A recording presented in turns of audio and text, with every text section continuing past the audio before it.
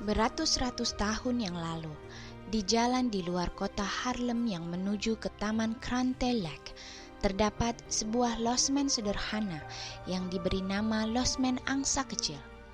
Pemilik losmen itu hampir tidak pernah memperoleh rezeki yang cukup. Namun demikian, ia dan istrinya hidup berbahagia.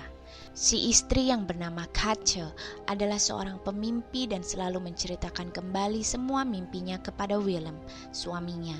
Tetapi pada suatu pagi, Katje tidak tampak gembira seperti biasanya.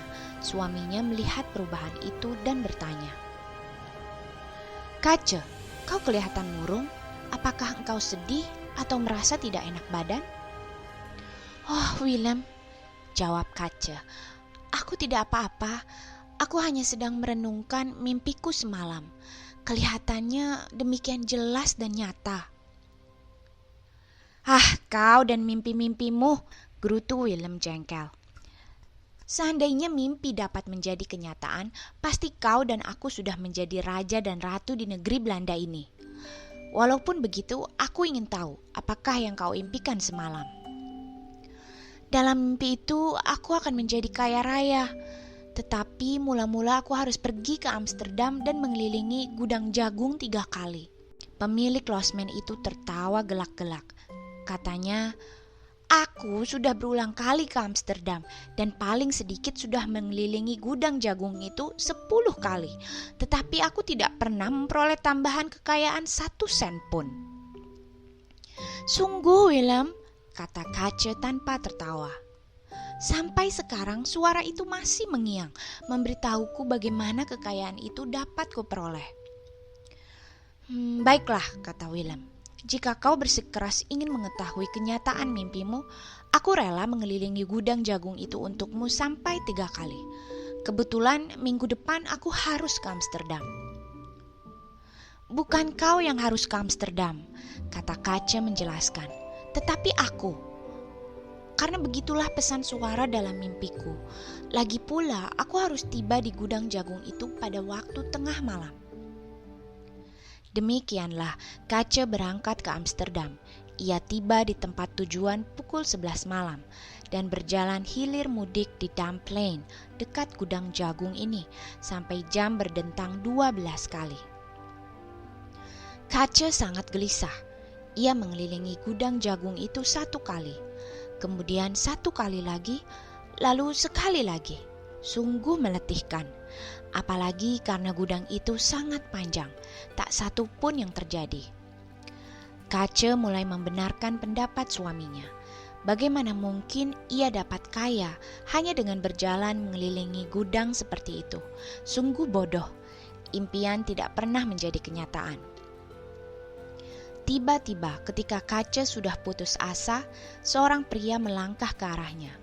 Ia mengira Katje tersesat dan ingin menolongnya. "Aku tidak tersesat," sahut Katje. "Aku kemari karena memenuhi pesan yang kuterima lewat mimpi." Lalu ia pun menceritakan mimpinya yang aneh itu. "Ah, saudaraku," kata pria itu penuh ibah, "jangan kau sematkan harapanmu pada mimpi. Aku pun pernah bermimpi seperti ini. Ada sejumlah harta yang terpendam di suatu tempat di Harlem, di tepi jalan yang menuju ke Taman Krante Lake, tepat di samping losmen. Angsa kecil, begitulah namanya kalau aku tidak salah. Katanya harta itu terpendam di bawah rumpun frambus yang pernah digunakan untuk mengubur mayat bayi." Pria itu tertawa geli dan katanya lagi, "Harta itu masih tetap di sana sampai sekarang." Kemudian masih diiringi tawa gelinya, ia melanjutkan, "Dan aku tidak pernah percaya pada mimpi." Lalu ia pun pergi. Tanpa membuang waktu, Katje bergegas pulang dan disambut dengan tawa pahit suaminya. Aku tahu kau akan pulang dengan tangan hampa. Kau amat letih dan untuk apa semuanya itu?" Ia tertawa lagi sepuas hati. "Tertawalah," balas Katje. "Tetapi mimpiku benar-benar terbukti. Tunggu sajalah. Kemudian ia mengambil sekop dan segera ke ujung halamannya dan mulai menggali tanah di bawah rumpun frambus. Suaminya berdiri di belakangnya sambil tertawa karena mengira istrinya sudah kehilangan akal. Mula-mula Kaca hanya mengaduk lumpur dan pasir. Namun beberapa waktu kemudian sekopnya memukul suatu benda yang keras. Dengan cepat ia menyingkirkan tanah yang menutupinya dan tampaklah sebuah kotak besi.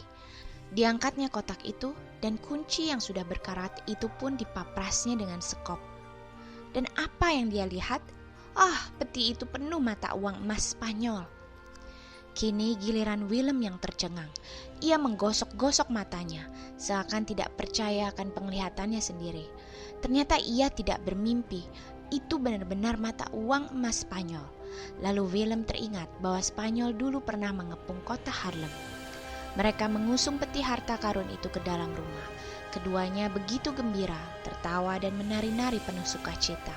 Dan sejak saat itu keduanya percaya bahwa mimpi pun ada kalanya terbukti kebenarannya.